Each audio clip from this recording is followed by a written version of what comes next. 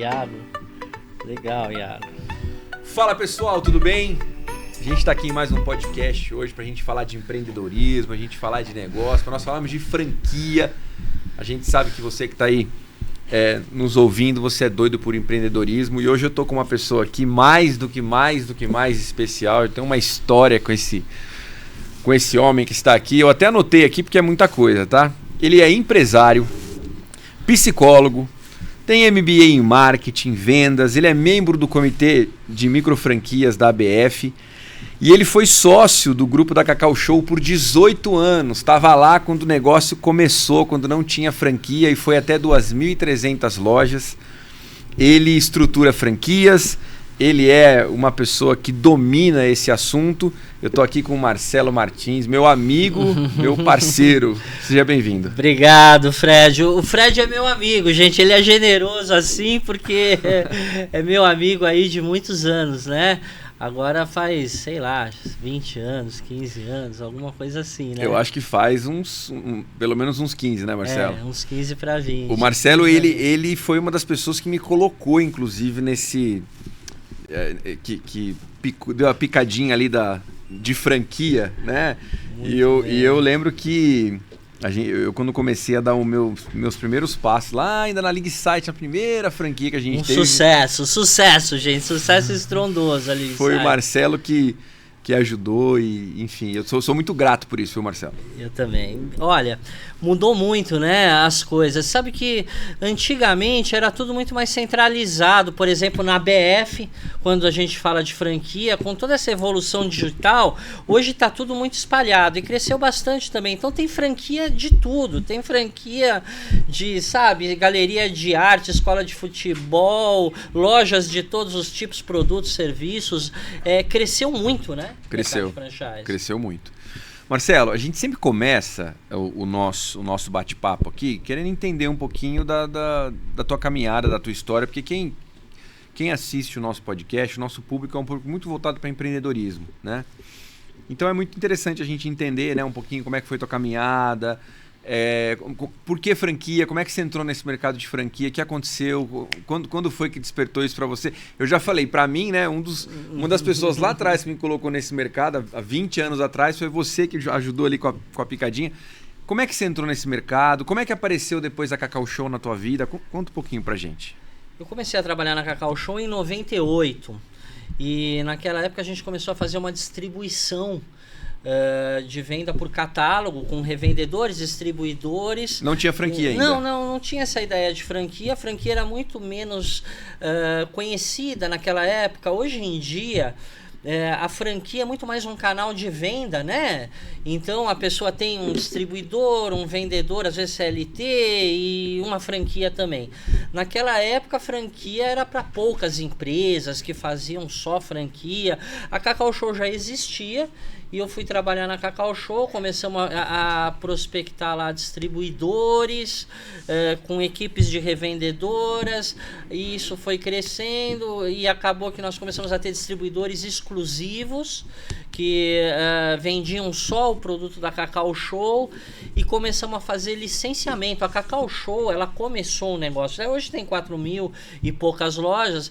Naquela época, no ano de 98, começou com distribuidores. No ano de 2000 começou a fazer licenciamento de marca, e foi assim até 2003, naquela época com licenciamento.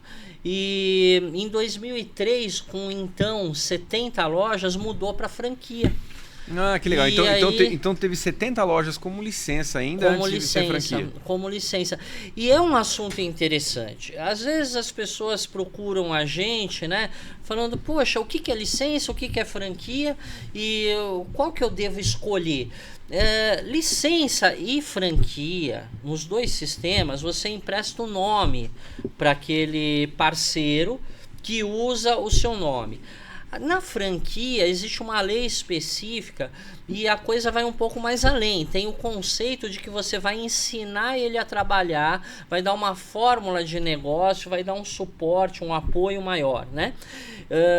Por conta disso, tá na lei, tem diversos tópicos que ele tem que seguir o padrão. É natural. Se você fala, ó, faz assim, ensina, é natural que ele siga aquele padrão. Então, a diferença entre um licenciamento e uma franquia é que tem um compromisso muito maior, tem muito mais regras, né? E o franqueador tem mais controle sobre a situação. Por exemplo, num licenciamento é mais fácil haver uma separação e talvez até aquele licenciado se tornar um concorrente, né? É uma coisa que não tem tanto compromisso. Tanta proteção, né? Tanta proteção. Proteção é uma boa palavra, né? Então, naquela época, a Cacau Show começou a fazer franquia e então eu acabei vivendo, né? Tomamos cada surra, Fred, o tempo todo, então, né? você não trabalhava com franquia antes? Você aprendeu, você entrou nesse mercado transformando a Cacau Show em franquia? Vivendo lá na Cacau Show, aquele dia a dia de crescimento, de expansão. Vocês contrataram consultoria na época ou vocês mesmos fizeram? Rapaz, na época que a gente mudou para franquia, a gente contratou uma consultoria que fez a parte jurídica. Tá. Aí, como já tinha 70 lojas, aquela coisa dos manuais, tal, a gente acabou fazendo nós mesmos. Tá. E tanto no começo do licenciamento, que foi feito de uma forma muito simples, era um contrato de 2 páginas e foi fazendo, né? Mas a pessoa montava uma loja. Montava uma loja com algum padrão, e isso foi evoluindo muito com o tempo. Até no começo existia uma liberalidade muito maior com relação ao mix de produtos, e as franquias, né, elas têm diversos conceitos, formatos no que é o negócio. A Cacau Show e muitas outras vivem de fornecer produto. A Cacau Show é uma grande indústria, na verdade, né? Como é o Boticário, como é até uma Ortobon e muitos outros. Agora, você pega outras franquias que são uma coisa mais do serviço, né? As escolas têm um material didático. Então, o pessoal sempre, quando fala de franquia, fala do filme do McDonald's, né? O pessoal adora, todo mundo que não é do segmento, o filme do McDonald's, que foi um grande marco para chamar a atenção das pessoas para a coisa da franquia, né? E o McDonald's, por exemplo, trabalhava muito com a locação do imóvel. O McDonald's, não sei hoje se tem isso, mas durante muitos anos ele montava aquele prédio e alugava aquilo. Então, o negócio dele era esse. E então, cada empresa tem lá o seu negócio, né? Vamos dizer assim. E no caso da Cacau Show, por exemplo, foi sempre a fabricação, a franquia acabou vindo. E o bom de uma franquia é que você tem muito controle sobre a operação, no que se refere ao preço, aquilo que você quer priorizar, como que você, por exemplo, quer vender mais um produto do que o outro, como você precifica, etc, etc e tal, né? Uhum. E aí, assim, por exemplo, as grandes franquias, Cacau Show é um exemplo muito forte, passa muito pelo marketing, né, Fred? O pessoal fala assim, eu às vezes atendo algumas pessoas, isso é interessante, vou falar uma verdade para vocês. A franquia dá muito trabalho, dá trabalho dobrado. Às vezes o pessoal vem com uma ideia mais ou menos assim, olha, eu vou emprestar meu nome para alguém que vai montar um negócio com o dinheiro dele, vou receber um aluguel, né? Vou receber um aluguel, tal. Gente, dá... pode falar puta? Dá um puta trabalho, entendeu? Dá muito trabalho, sabe? Então, é uma coisa que tem que cuidar bastante do marketing para a coisa funcionar. Você foi franqueador? Também tem uma experiência, é franqueador, né? Sou franqueador ainda. Você é franqueador, então tem uma experiência prática que faz toda a diferença nesse assunto, principalmente quando vai formatar a franquia para alguém. É completamente diferente quem tem uma experiência prática. E essa coisa de desenvolver um negócio, fazer com que o negócio dê certo, é muito trabalhoso. Que é muito investimento, principalmente muita dedicação, investimento de tempo, de energia, muita criatividade. Então, a verdade é que você vende uma franquia e recebe um dinheiro pela venda, mas é como se você comprasse um filho, ou vendesse uma paternidade, talvez, né? Dali em diante, você acaba tendo que cuidar de desenvolver. Acho que filho e pai não é um bom exemplo. Eu né? uso sempre o marido e mulher. É um casamento. É um casamento, né? E a tua parte ali é de desenvolver o negócio, de dar treinamento, desenvolver novos produtos, criar novos produtos e atender. Então a franquia também tem muito um estresse natural de que o franqueado, por ser exclusivo, quer sempre mais, principalmente num segundo momento em que você já passou bastante conhecimento para ele, né? E ele continua usando a sua marca, mas ele começa a achar que tá caro, porque ele já aprendeu muita coisa. Então você tem que manter, como franqueador, tem que manter isso vivo, trazendo novidades, ajudando a resolver problemas que são comuns a todo aquele grupo, e tem que estar visitando, porque um grande problema da franquia é que cada pessoa quer fazer de um jeito, né? E você falar para botar de pé, a primeira coisa que vai fazer é botar de deitado. Então você tem que estar ali com uma proximidade mínima. Hoje em dia, com câmera, a distância, o digital, né? O software, né? O software, você consegue resolver muita coisa, mas tem que ficar atento, porque cada um vai para um lado, quer fazer de um jeito, e o papel do franqueador é manter a integridade, manter a coesão do negócio. Então dá bastante trabalho ser franqueador. A gente já entrevistou outras pessoas aqui e outras marcas, enfim, e o pessoal sempre conta algumas histórias de algumas loucuras, assim. Às vezes você está falando dessa questão desse relacionamento, de cada um quer fazer uma coisa. A gente tem aquelas histórias do pessoal lá do Maranhão, que no McDonald's lá começaram a colocar o Guaraná Jesus e vender hot dog. A gente viu isso no filme, né, que você citou agora há pouco também, o pessoal vendendo. Acontecia muito isso na Cacau? Nossa, não. E você chegar lá, a pessoa tá vendendo um negócio... A vida inteira, sempre a gente tem isso, né? Mas tem muita história. Olha, uma franqueada, por exemplo, ela tinha uma girafinha. A girafinha tinha, sei lá, acho que 30 de corpo e mais uns 50 de pescoço. E ela, por exemplo, colocou a girafinha na loja. Na loja, para decorar. Mas tem uma história muito interessante, e não é por mal, às vezes. As pessoas vão fazendo as coisas na cabeça delas. E tem as variações, né, regionais nesse país gigante que a gente vive. Nordeste, calor, todo mundo é muito mais quente, né? E tem o São João. Então você imagina que numa loja de shopping, né? O shopping fez uma campanha de São João e decorou o shopping inteiro, tal. E o São João, ele tem às vezes uma roupa das dançarinas de São João, né? Aquele vestidinho, que é uma sainha. E aí o franqueado, ele fez o seguinte, ele uniformizou a equipe era um tipo um biquíni, um maiô, né? E uma sainha, mas aquelas saias de bailarina, sabe? Bem curtinha. Não, na verdade era só um enfeite na cintura, assim. E ele mandou uma foto pra nós, super... Achando que tava arrebentando. Assim, super feliz, falando, olha que legal como que nós estamos aqui, todo mundo aqui no São João e tal, e as moças de biquíni. Então ele tirou uma foto da equipe inteira na loja de biquíni, né? E por causa do São João. Daí a gente falou pra ele, mas não tem que usar uniforme, não tá no padrão e tal. Então tem, mas muita. Assim, a gente já teve pessoas fabricando produto, e mesmo isso em todas as redes, né? Eu, por exemplo, falei agora há pouco de escola, eu já vi franqueado xerocando apostila.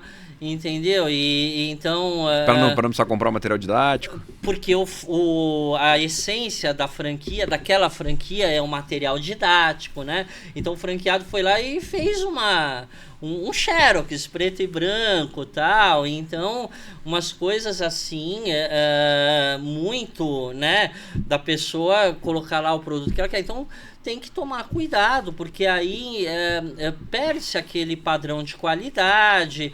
Pode ser qualquer coisa que a pessoa esteja colocando ali e para o sistema, para o negócio, é muito nocivo, porque aí desaba tudo, né? O royalties, o faturamento, fica tudo sem sentido, né? Desorganizado. Às vezes a pessoa, ela já... Por isso que a seleção de franqueado é muito importante, porque a gente ajuda a Wizard na expansão, né? E esse dia eu estava conversando com uma pessoa e já na entrada a pessoa perguntando: esse material didático, eu posso replicar isso aqui? Eu posso comprar um só? Quer dizer, a pessoa, na cabeça dela, né? Se você não explica às vezes você tem que ser didático mesmo, porque as pessoas...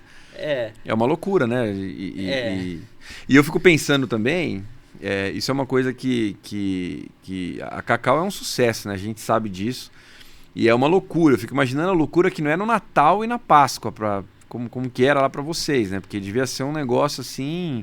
Eu visitei aquela fábrica aquela vez que você me convidou, muitos anos atrás, mas já tinha muita tecnologia lá, mas eu imagino que a parte de distribuição deve ser porque parte tudo de São Paulo, né? Operação de guerra, é uma operação de guerra, porque você imagina que a venda é muito concentrada naquela semana.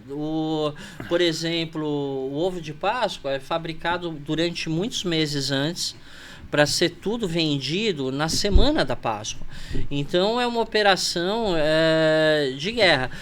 E esse ponto, Fred, para muitos negócios... ele traz um insight importante, porque a grande questão é a seguinte: quanto que o teu negócio pode aproveitar as datas comemorativas? Às vezes você consegue fazer no teu mix de produtos e serviços um produto, dois, sei lá, alguma campanha de Dia das Mães, Dia dos Namorados. Natal é muito forte, mas todo mês tem alguma data. Então, o sucesso de um negócio, ele fica mais forte, tanto quanto mais você aproveita essas datas, você consegue criar soluções, e aí não é só para franquia, né? Também não é só para o grande. Às vezes você pega um varejo pequenininho, mas ela tá ali, agora a gente tá em outubro, foi Dia das Crianças, né? Uhum. Então, o que eu vou fazer pro Dia das Crianças? O que eu vou criar? O que eu vou desenvolver?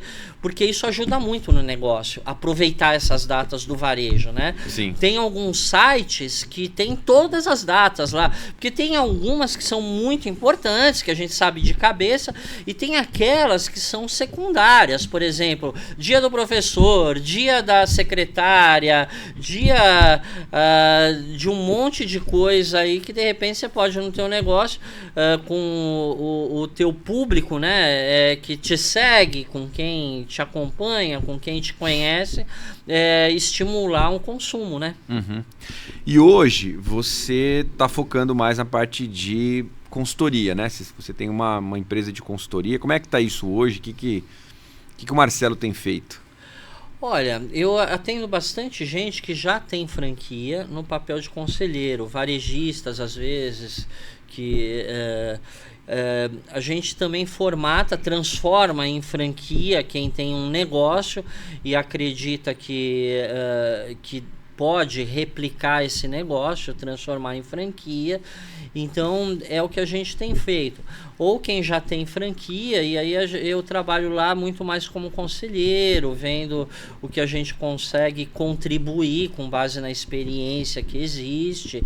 E o dia a dia, você também faz isso, a gente atende aquela pessoa que é um empresário e que pensa em transformar o negócio dele em uma franquia, né? Uhum. Então, tem nesse sentido uma estruturação com diversos modos, uma parte jurídica, uma parte de manuais, o programa de excelência. O programa de excelência é uma coisa legal de falar para o pessoal. Quando a gente faz um manual e escreve tudo que a equipe tem que seguir, e aí eu não estou falando só de franqueado, né? Qualquer equipe, se você der para ele um roteiro de trabalho escrito, um manual, né? A pessoa vai seguir. Só o manual é metade do caminho. Então a gente faz um programa de excelência que é um programa em que tem o roteiro de trabalho prático. Pensa num checklist, né? Tem que estar limpo, tem que estar uniformizado, tem que estar... O estoque tem que estar assim, tem que bater a meta. Tem todos os campos ali de gestão, de RH, comercial, normalmente é o que tem mais peso. E coloca ali, fez ou não fez. E dá um peso, uma nota para isso, conforme a importância, conforme a prioridade, coloca um regulamento, porque isso envolve uma auditoria. Então, é uma ferramenta prática de trabalho. Você está falando isso na parte de consultoria de campo, para quem já tem a rede, né? Eu estou falando para negócios em geral, até para aquele empresário que de repente queria que a hora tivesse 48 dias, porque centraliza muito, né?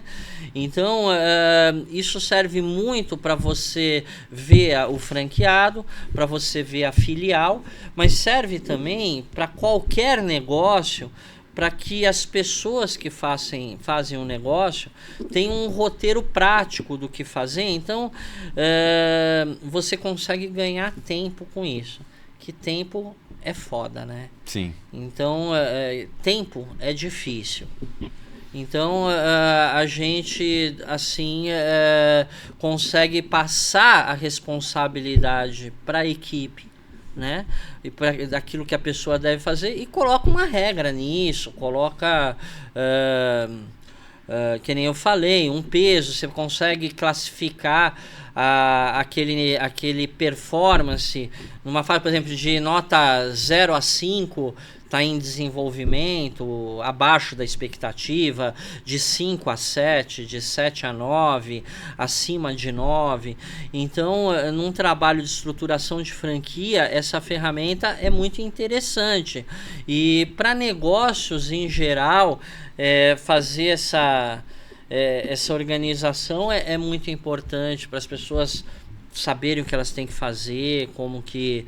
E até para auditar mesmo. Um lado bom de organizar desse jeito é que nessa relação de cobrança do que tem que ser feito, você falou da consultoria de campo, eu vi isso em muitas empresas. A consultoria de campo é aquele serviço que o franqueador dá para alguém, coloca alguém visitando a unidade franqueada, né? Então, de repente, vai lá um representante da franqueadora e vê se está tudo certinho. Sempre esse trabalho de orientação, de visitação, ele tende a ser muito improdutivo se não tiver um bom enquadramento. Muita conversa furada. Tem que ir lá com um objetivo definido, né? E com, sabe, uma coisa mais enquadrada, um roteiro de trabalho mais, quem você falou, melhor definido, mais racionalizado, porque senão começa a ficar muita conversa furada, sabe? Olha, não fez porque choveu, porque fez sol, começa a filosofar muito. Então, quando a gente tem um checklist dizendo, olha, tá limpo, tá sujo, depois que você faz toda aquela lista, você vai falar, o negócio não vai dar certo, você está com nota 3. Então, como é que o teu negócio vai performar? Você precisa ter 7, 8. Então, é por isso. É porque você não está fazendo isso e aquilo. Então, é uma coisa interessante de fazer numa estruturação de negócio, não só de franquia, essa organização, porque com isso você ganha tempo, ganha resultado, né? Sem dúvida. Você estava falando nem não só de franquia, né? Você recebe muita gente lá querendo transformar um negócio em franquia. E como agente, você deve pegar negócio assim que você fala, não tem condições desse negócio se tornar uma franquia. Quais são os critérios hoje que você, com esses anos que você tem de experiência, você leva em consideração? Ou melhor, vou reformular a pergunta. Para você, o que uma pessoa tem que ter, o que uma empresa tem que ter para falar assim, estou pronto para ser franquia? O que você avalia? Olha, Fred, eu acho que pronto não vai estar nunca. Entendeu? Porque você sempre tem que estar melhorando e na caminhada você vai ajustando, vai melhorando as coisas. Se você me permite, eu quero responder qual é o fator de sucesso, porque eu acho que assim, quase todos os negócios podem ser uma franquia. Alguns são mais difíceis, outros menos difíceis. Talvez em alguns precise investir por mais tempo, né? Agora, assim, o que eu percebo que, primeiro, o que mais atrapalha quem quer se tornar um franqueador é a pessoa não ter... ela tem um negócio que ela toma conta, que consome o dia inteiro dela, e a franquia é um projeto novo, que vai consumir tanto tempo quanto, mais até. E às vezes a pessoa não consegue se desprender daquele negócio original, continua lá como operador ou até como gestor, mas não consegue se dedicar a fazer uma franquia. Então, um fator importante de sucesso é que a pessoa tenha recursos, seja de tempo ou de alguém para secretariar, mas ela tenha condições de se dedicar a fazer a franquia dar certo. Olha, rapaz, tem uma coisa que não é muito bonito, politicamente correto, mas eu tenho cada vez mais certeza que é um dos fatores que mais contribui para o sucesso de um projeto de franquia, é o franqueador ser um grande vendedor. Ele ter aquela disposição, aquela energia, aquele sangue no olho para vender franquia. Normalmente a pessoa que quer primeiro arrumar a casa, não sei o que, vender devagarzinho, costuma que a casa nunca fica arrumada, nunca fica pronto e abre 2, 3 e o custo nem vale a pena, né? Não, de ter então, aquilo. Isso, exatamente. Com 2, 3 franquias nem vale a pena. Então costuma dar mais certo aquela pessoa que é agressiva para vender. Vende. E vai ordenando. E vai organizando e vai fazendo. Esse é um aspecto. Uma coisa que você falou de não ser franqueável, tá? Com relativa frequência, tá? Muitas vezes a gente acaba não fazendo a franquia porque a gente, em primeiro lugar, conversa com a pessoa e faz um plano de negócio com fluxo de caixa e um bom orçamento do que vai precisar ser feito numa primeira fase, até chegar nesse ponto que você falou, que começa a dar dinheiro. Então... Você está falando de expansão, de investimento em marketing. Eu estou falando de propaganda. E então, isso é às vezes até uma coisa um pouco... como é que eu vou dizer? Às vezes é um pouco difícil, às vezes até é um pouco infiel essa situação, tá? Porque o que acontece? A pessoa gasta um X para lançar a franquia. E aí, sei lá, vamos dizer um número qualquer aqui. Vamos falar que ela gaste 50 mil reais para lançar a franquia, ou 100 mil reais. Nesse lançar, você está falando da formatação ou só marketing para lançar? Não, formatação. Ela fez a parte jurídica, ela fez manuais, ela fez o INPI, ela fez tudo.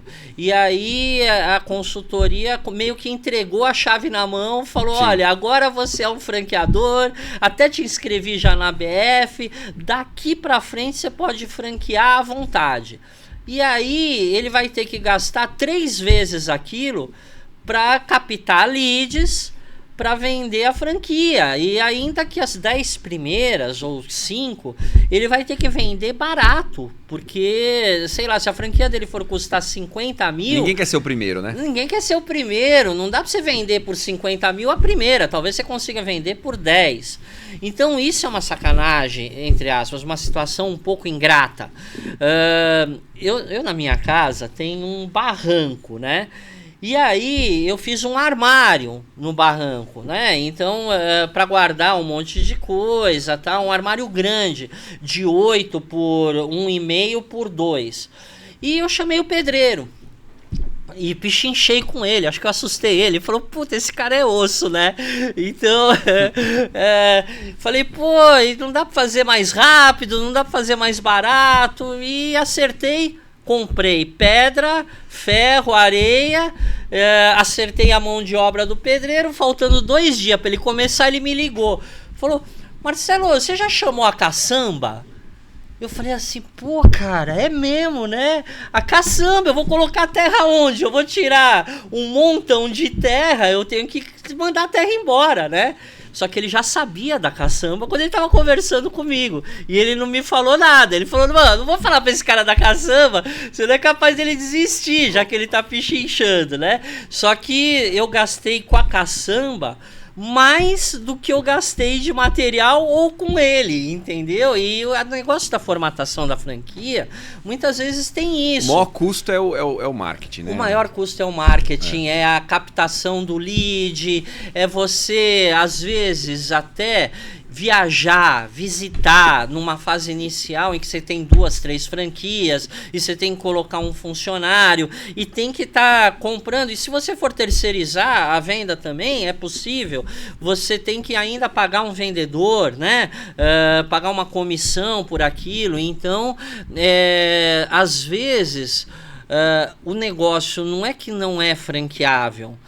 Aquela demora e o dinheiro necessário faz... Eu já tive negócios excelentes que a pessoa, quando eu expliquei isso para ela, ela falou, opa, eu vou entrar num negócio que eu vou comprar a formatação e depois não vou conseguir vender a franquia. Eu acho que o que acontece é assim, por exemplo, né? A pessoa precisa lá de uma unidade lá de dinheiro, precisa de 100, né? Tô conjecturando aqui. Ó, para você chegar daqui você precisa de 100. Ó, a mesma coisa, ó, para você viajar daqui até o outro estado, você precisa de tanto de gasolina. É isso aí. Aí a pessoa fala, não, mas eu vou conseguir chegar com 20. Aí o que acontece? A pessoa bota o 20, obviamente, ela vai chegar a 20% do caminho, e aí ela vai ter um problema, porque assim, ela não tem o resto do dinheiro para chegar até o destino.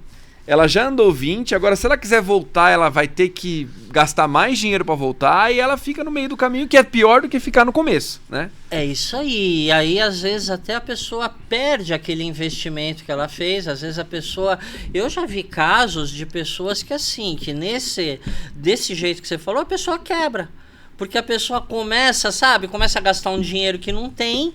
E aí daqui a pouco, quando a pessoa para e olha pro céu, ela fala, pô, não tenho mais recurso e não tenho mais franqueado. Aí começa a não prestar um bom serviço de franqueador. E então eu acho que quase todos os negócios são franqueáveis.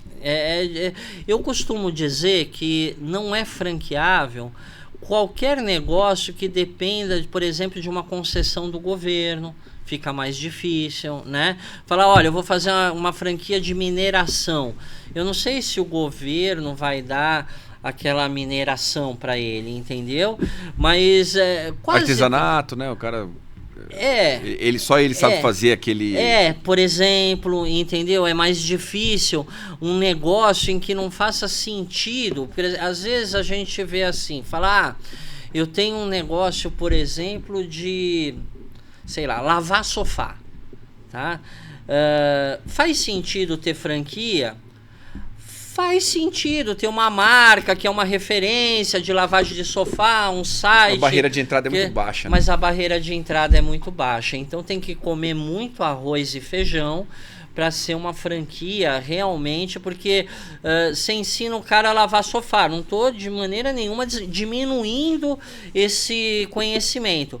Só que depois que o cara aprendeu, por que ele vai continuar te pagando, entendeu? Não só isso, né? Eu acho que se você entrar no Google hoje e falar, quero trabalhar com limpeza de sofá, às vezes tem um curso ali melhor do que o curso que o cara que você comprou a franquia vai te dar. Exatamente. Você tem muito acesso à informação hoje, né? Tem muito acesso à informação. Você vê... Se pagar, então, nossa, aí você tem toda a informação. Tem um amigo meu esses dias perguntou pra mim, cara, eu queria abrir uma lavanderia, me indica uma franquia e tal.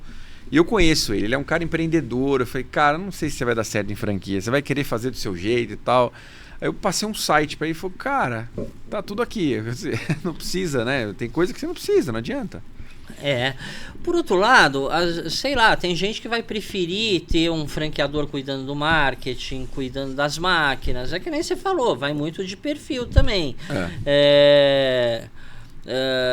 E tem muita opção, né, Fred? Então, assim, tem muita opção hoje de franquia. Eu imagino que tem hoje, sei lá, umas 6 para 7 mil franqueadoras no Brasil. Eu acho. Na BF deve ter umas 2 mil, mas tem muita gente fora, né? Eu acho que esse é um problema, assim, do mercado de franquia. Eu vejo que o mercado de franquia, eu acho que ele vai, como qualquer ramo de atividade isso acontece, mas eu acho que vai acontecer isso com franquia.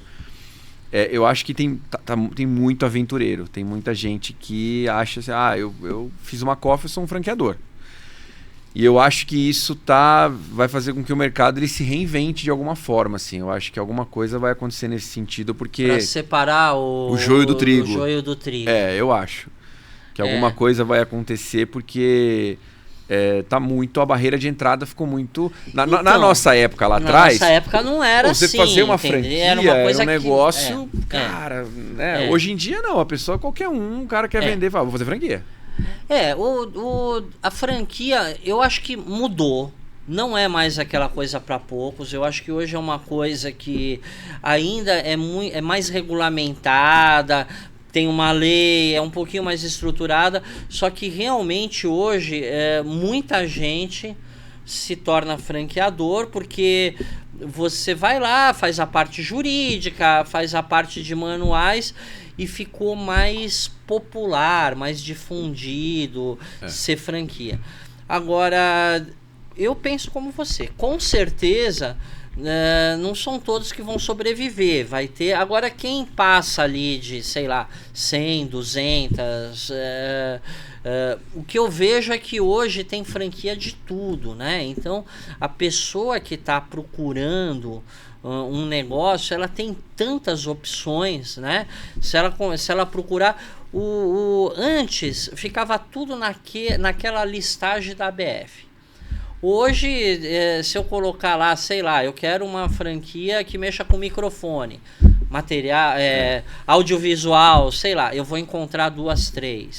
Se eu quiser alguém que mexe com mesa, eu vou encontrar 2, 3. Mas sabe, eu tô te falando isso, porque sabe, por exemplo, o que a gente tem recebido com mais frequência agora?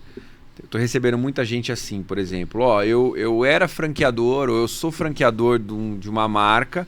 O cara abriu, o cara não me deu suporte, o cara sumiu, agora tô eu e mais 7 franqueados aqui, a gente não sabe o que fazer, ele não atende mais, a gente vai montar uma franquia, então com essas 7 aqui, você formata pra mim, você me ajuda, porque eu vou virar o franqueador pra gente não perder o dinheiro.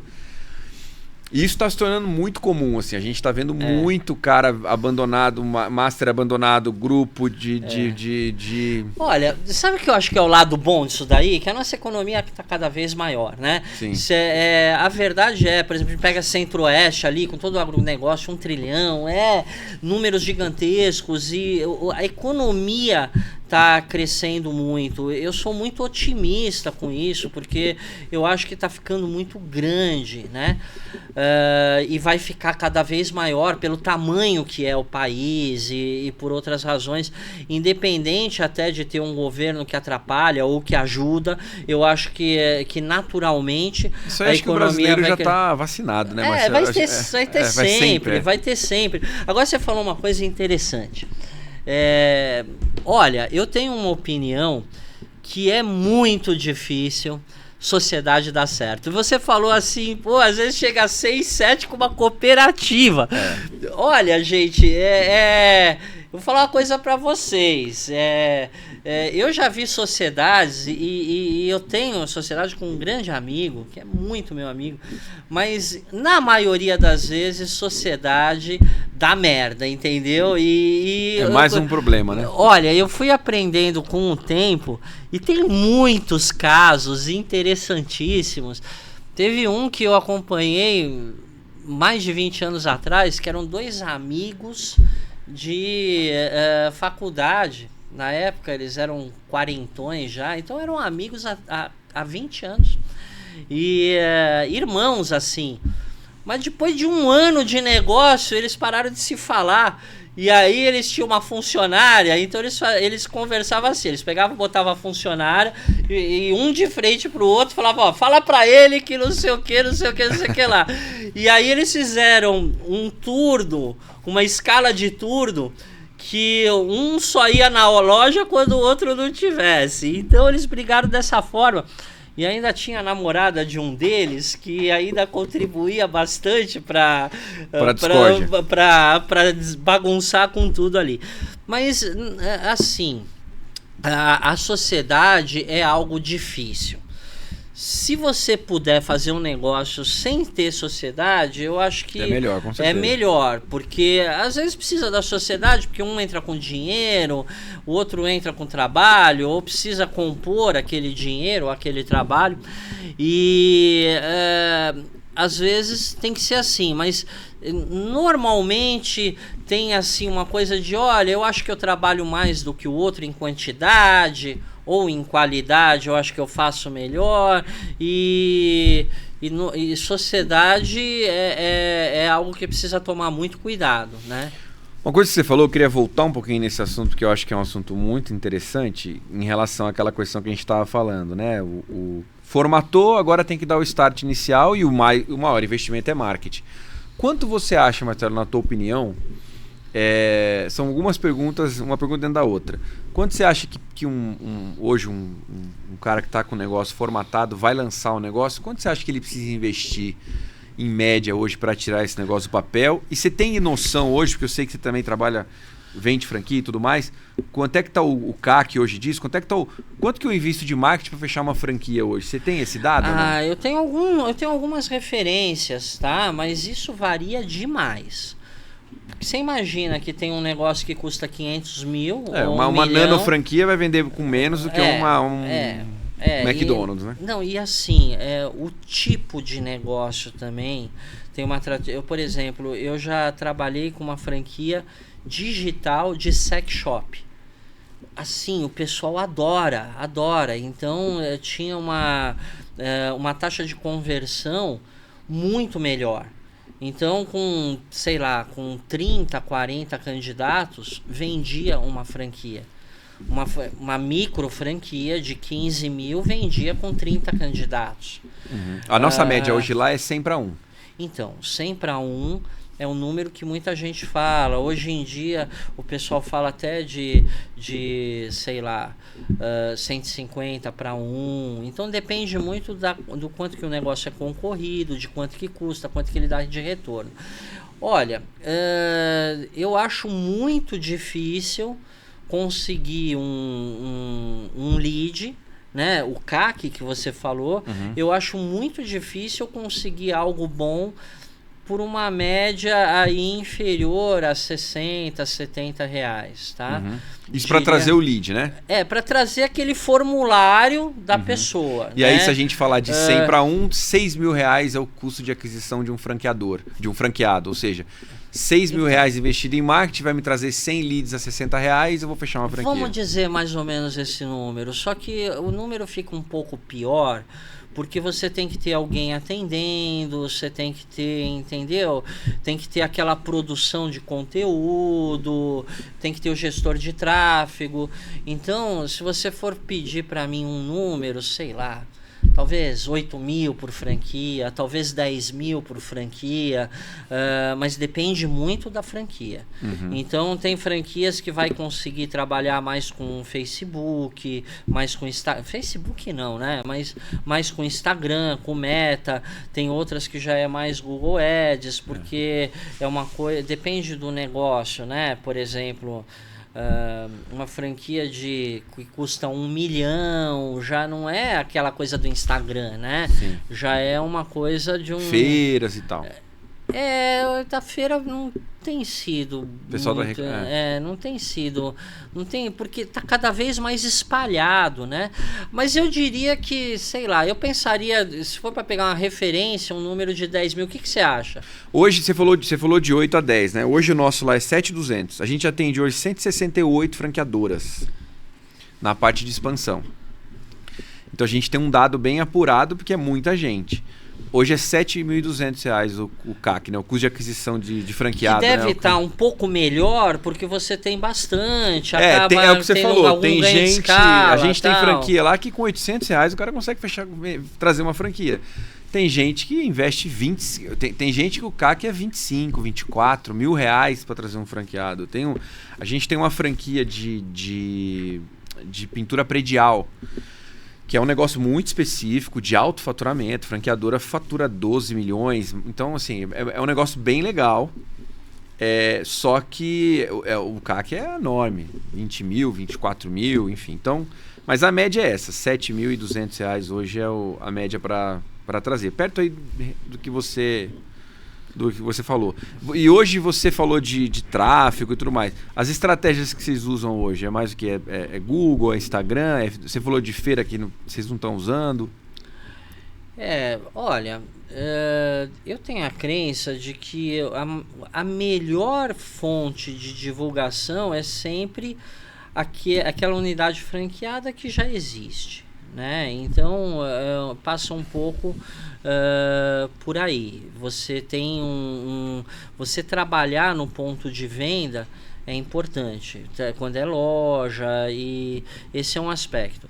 Agora, quase tudo vem da internet, do impulsionamento pelo Google ou pelo Instagram ou pelo Meta, né?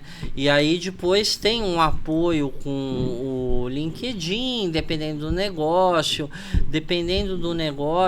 A gente está tendo muito sucesso com o TikTok. O TikTok o Edge dá para trabalhar um pouco, mas acaba sendo complementar. O TikTok até é uma novidade que esteja forte. Eu não conheço alguém que trabalhe bem. O pessoal faz uma coisinha ou outra, mas o principal mesmo é o Meta e o Google.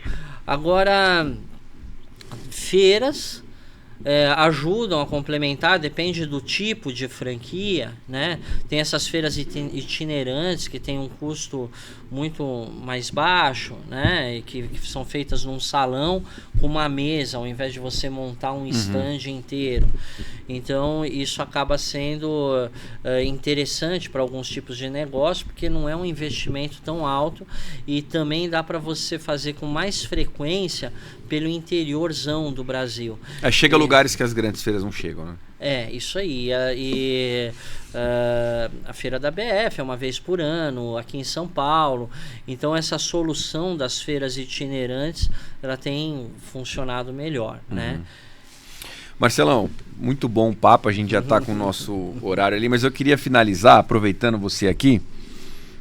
A gente falou de formatação e tudo mais, mas falando um pouquinho agora de franquia em si, né?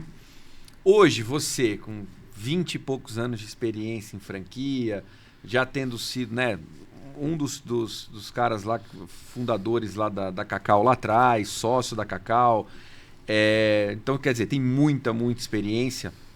Hoje, se você, Marcelo, fosse abrir uma franquia, não vou pedir para você falar a marca para você não ter problema, porque eu sei que você tem um monte de cliente.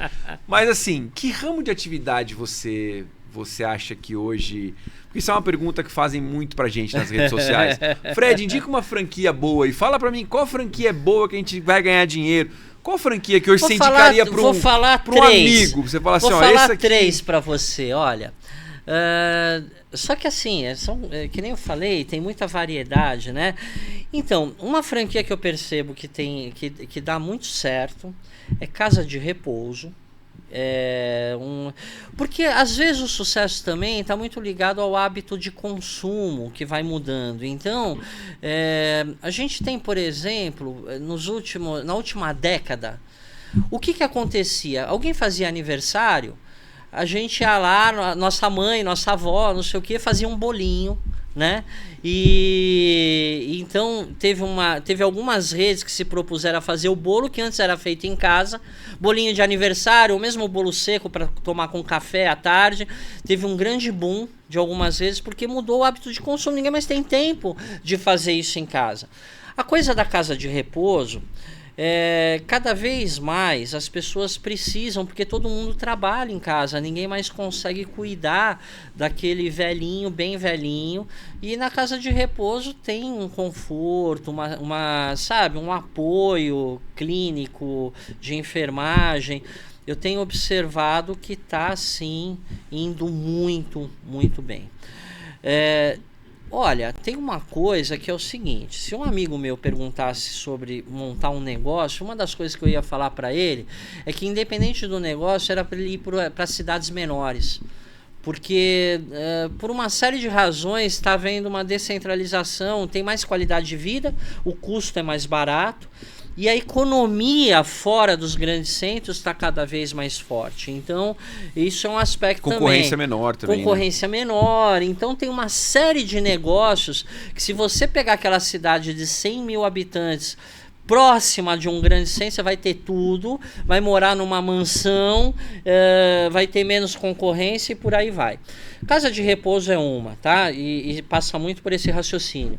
Outra franquia que eu percebo, isso aí é para quem tem mais dinheiro, é um custo de implantação mais alto, são aquelas academias, que têm um custo mais barato e são academias grandes que acaba engolindo aquela academia de bairro. Tipo a Skyfit, Smartfit, essas academias grandes. Pano Bianco. Bluefit e tal. Então, mas aí é um investimento mais pesado, né? Bem mais pesado. Dá um bom retorno e tem funcionado bem. Lavanderia, que você falou, é um negócio que está indo muito bem. Mas lavanderia